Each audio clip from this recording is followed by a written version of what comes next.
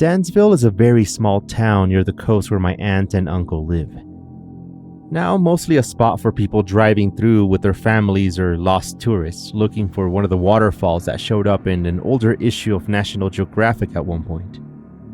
But perhaps better than the waterfalls, this town's claim to fame is actually about the town next to it. It was an old abandoned place that got left behind after some of the larger cities incorporated and this one refused to join the road network.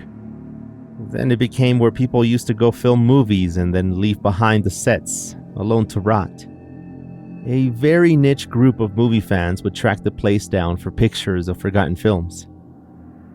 Now, I know this story is going to sound odd, but I do ask you to remain respectful of the old man who existed, since his life and struggle has to be worth something even after the many years since his passing. I was in high school back when I first heard of his story, and wanting to be a big shot journalist at one point, I wanted to explore it. I had already done stories on the mailman's retirement and the future of libraries once the internet came in. But some of the most interesting ones were of the missing lambs and the strange lights that Mrs. Hill would see from the side of her house late at night. With pictures and everything, I was able to get a headline image on the actual town newspaper, and then later it was picked up by the county. The answer to the lights was just gas. At least that's what the scientists said. But this one was different. A man, nameless at this time, still lived in the town where everyone had left. He would get groceries delivered once a week by car, where he would make a list of materials he needed to make repairs on his home, and although the poor man was getting older, nobody seemed to want to take care of him. He had no family, no friends, and he didn't seem to want to talk to anybody. Yet, he was an important person and pretty well known. That's what I wanted my story to be about, so I got a ride from the man at the grocery warehouse one day, and perhaps too hopeful, I also packed a tent, a sleeping bag, and a large bottle of water. I also carried 2 cans of raviolis in my school bag. I wanted to be able to spend the weekend there. I wanted to meet with this man, get his story, and publish it. Maybe he would finally get out of that town. Perhaps just get some help. Everyone around the school knew part of the story of the man in the haunted town, yet nobody could describe where he lived. I would be the first. I met up with the kind man with the truck already loaded, with all sorts of prepackaged foods, soaps and chunks of spare wood pieces, bags that looked like pillows. They were stuffed to the top of whatever light material was inside. I thought he was joking when he said to meet him at 5 in the morning. We drove through Dansville and into the edge, the one labeled by the last hill before everything became flat and grassy, with the greenery slowly getting larger until it turned to trunks and then trees that surrounded the small 2-way road. And it seemed like it too was vanishing as it transformed into dirt and then gravel. Jim at that point rolled up his window and asked me to lock my door. Up ahead, the broken down sign of Frinton, the letters now being able to be read thanks to the parts of the sign that faded first. The grass growing through the asphalt now as we passed by the buildings, still intact, perhaps a broken window here and there. But I still felt nervous about going through the intersection without looking both ways, even though I wasn't driving. Jim, the driver who worked at the warehouse, had tried to make conversation with me early on, but we ran out of things to talk about or simply dived into the moment of going to a place, lost in time. We kept going through the main street and into another patch of trees where the buildings, houses now, were more spread apart. By the large oak tree was a corner house, slightly larger than the others. The area surrounding it had no grass growing into the sidewalks or the streets. I knew we had arrived. "There's no phone here, kid," Jim said as he stopped the car. "You saw how we got here, right? That's the way back." He then said that if I got past the wooded area, a car surely would see me and I could hitch a ride. And even though he was trying to be helpful, I couldn't stop thinking about that one word he said. If I got past the wooded area, I would be okay.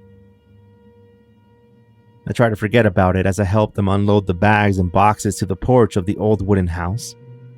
Once we were finished, he knocked on the door 3 times, hard, and shot me one of those looks that asked if I was sure about what I was doing.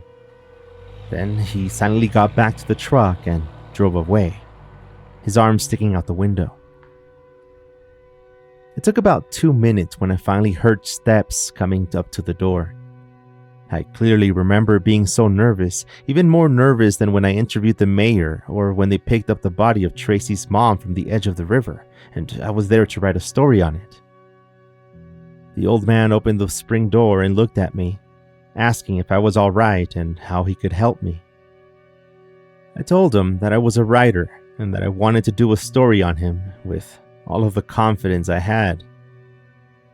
His entire demeanor changed right then. "The story," he said. "On me."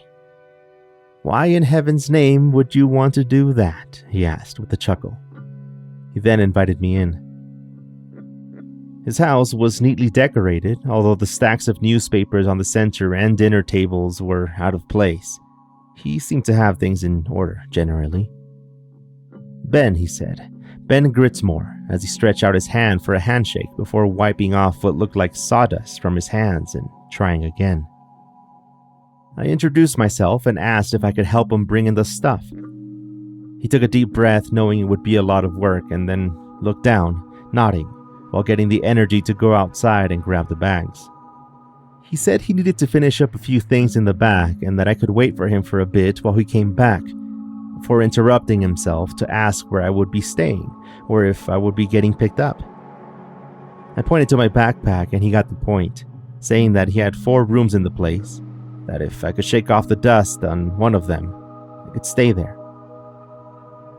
I remember wholeheartedly believing that I would be staying on the porch of a random house with my tent and sleeping bag, thinking it would somehow make a good story for the place itself, but I had never been camping and I didn't know what I was doing, so I was really happy to have agreed to it.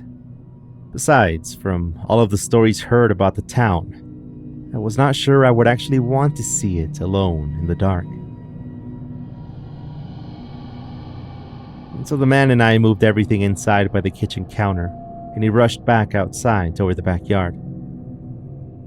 Rumors said that this man, Ben, was a doll maker, and he would not make just any type of doll, but specialized replicas of children that had died.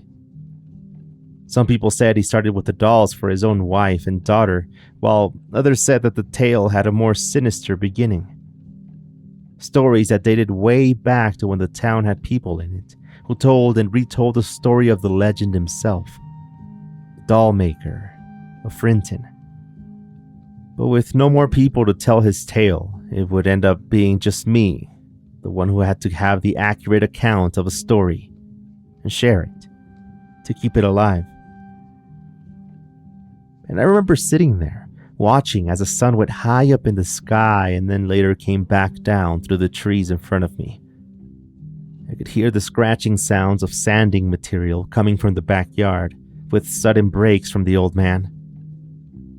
I had already gone through a can of my food and a couple of sips of water by this point, with time flying by as I thought of the questions I would ask Ben and wondering how he would react to the rumors of him from the nearby towns. I was young, and if I could go back in time, I would have helped them get out. And I would have gotten out of there myself before nightfall. Ben came around the house and toward the porch just as the sun had set. He walked straight to a large barrel on the side of the porch, and with another bucket, he took out some of the water and rinsed off his hands. He smiled nervously as he looked around and said, in a near whisper, that we should go inside. As soon as we got in, he shut the door and the 3 locks, before going around the windows and the side entrance to do the same thing. His house had electricity at one point. I could see the old television and lamps all over the place. But now, he seemed to get around with oil lamps and candles, like a trip back in time. I had my camera with me, but even back then, a piece of advice I heard from my teacher had been to watch out for photographing inside private spaces, so I held back the urge. The place smelled like dust, but was otherwise clean, and I watched as he opened up the bags we had brought him and he made 2 sandwiches, bologna and mayo that he got from a small packet on 2 slices of white bread. He quickly walked over to the chair next to mine and sat down, taking a big bite out of his food. That was my chance. I asked him about himself. His family and everything was going well until I asked him why he lived alone in a town with no people. "There are no people here," he said. "But I'm not alone." If the man was talking about his dolls keeping him company, I knew that this story would be too much for me and that I would need to find another angle to it or be very cautious with a person like that. One never knows what to expect. He changed the subject upon probably realizing that I was uncomfortable with everything. Then he told me about one of his sons who was helping support him with the deliveries and that he would come by every once in a while to help out with projects here and there. He went on for a while about himself and then talked about the things he would eat and how he gets his water, and then he mentioned how the town used to be, before pausing and then quickly changing the subject again. "Mr. Gritsmore," I asked, "I'm here to do a story about you as the last resident here and your life. What do you do all day?" "Oh, well, I make dolls," he said. "Everyone knows that. They've been photographed and I've told their stories hundreds of times throughout the years," he continued. It turns out this man had been making them for almost 50 years. 20 or so of those years had been all by himself in the town. He pretty much watched it die. And if anyone knew the story of Frinton, it would be him.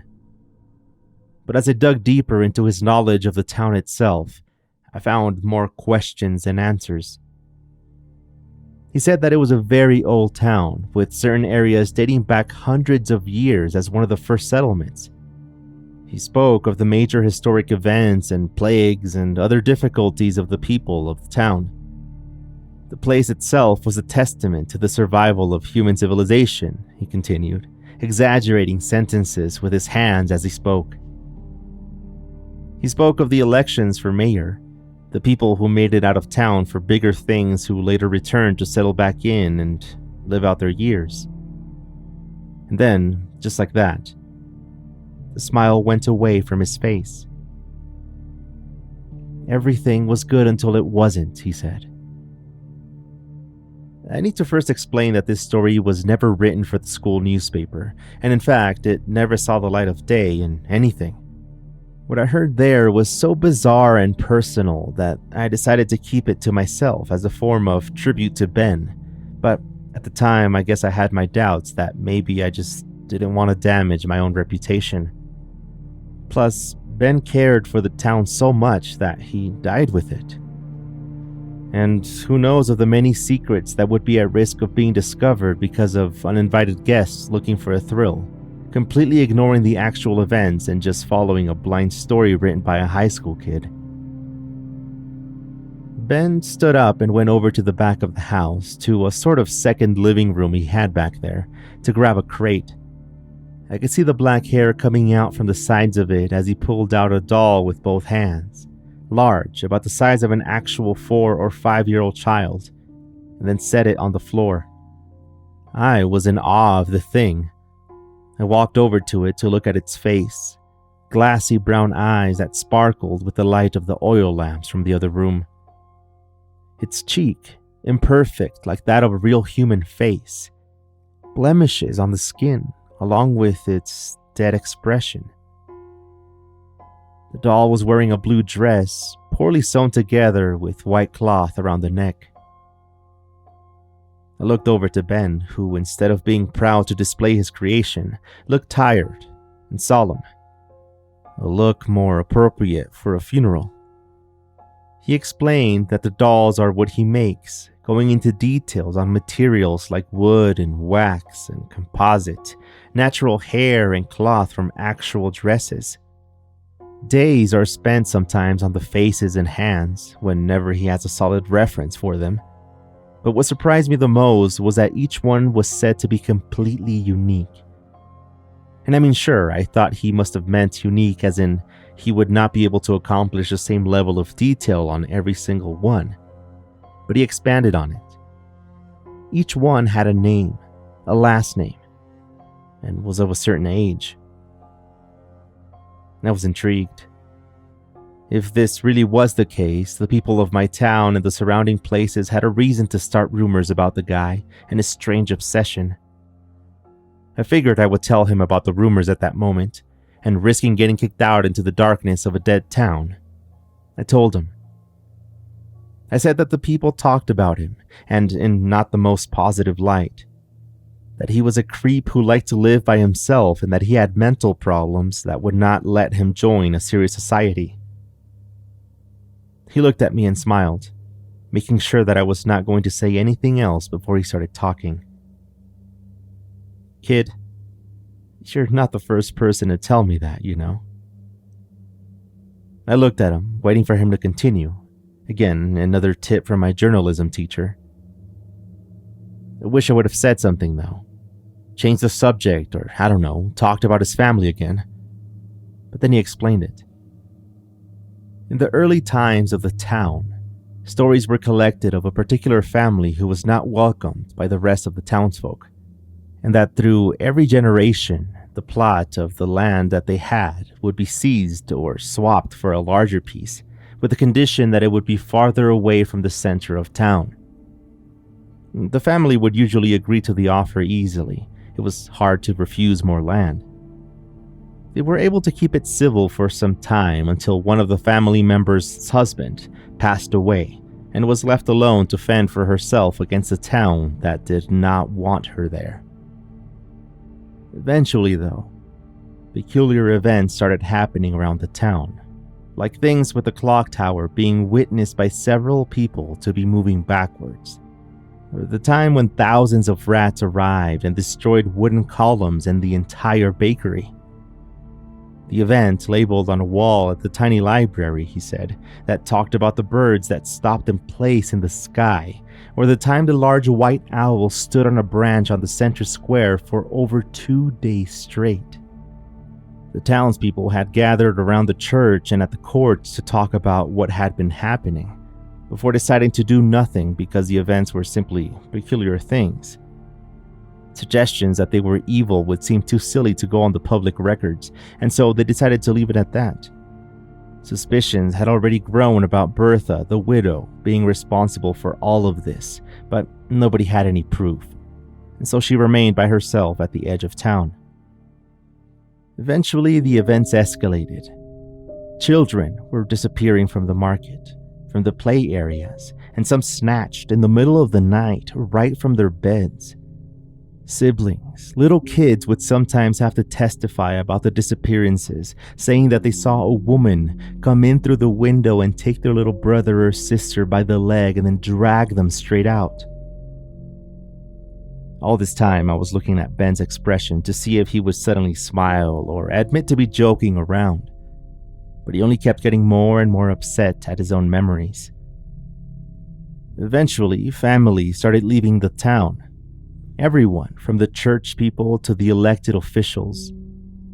And then hundreds of children over the years disappeared, from Frinton and other nearby towns. Stories circulated about the widow searching for children to bring back to her house. But that part, Ben assured, was real. And he demanded for it to be added to my story. I looked at him right in the eye when he asked me if I believed him. My journalism teacher never taught me what to say in such a case, so I just said my truth. The story was hard to believe. It's important to mention that eventually I did find records of the disappearances. But what about the dolls, you may ask? Who were they for and why did he spend so much time on them?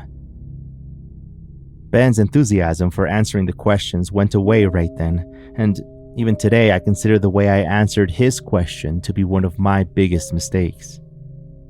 He was still very polite when he answered the process of making his dolls out of photographs that were sent to him. Every detail had to be right for them to be taken, he explained. Everything from the shape to the weight and the color of the hair were spot on, always. And I believed him. The doll he had made that evening was just so realistic. Before the conversation died out, I asked again, after building some rapport with him, why he did what he did.